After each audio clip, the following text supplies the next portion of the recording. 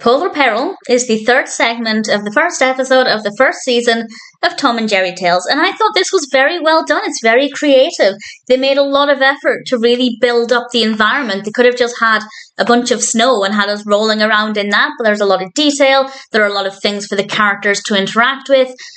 Tom and Jerry are joined by a polar bear and Butch. And I have to say the design of Butch is pretty great. He's got a lot more detail to him than Butch of some of the classic cartoons. That's not to say he's necessarily better looking, but he definitely has a bit more detail. And Butch and Tom are, of course, trying to capture Jerry.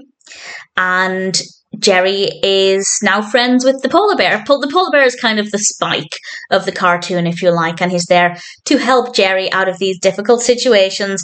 And I don't have any personal highlights, so I won't give anything away. I won't mention anything specific.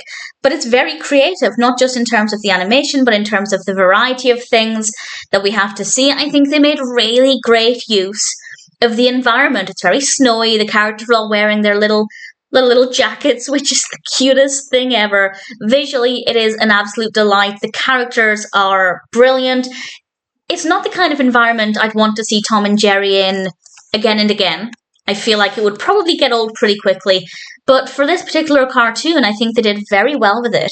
Very entertaining, beautifully animated, and an absolute joy. And it was also a treat to see Butch as well, as I'm quite a fan of Butch. I rather enjoyed him in this.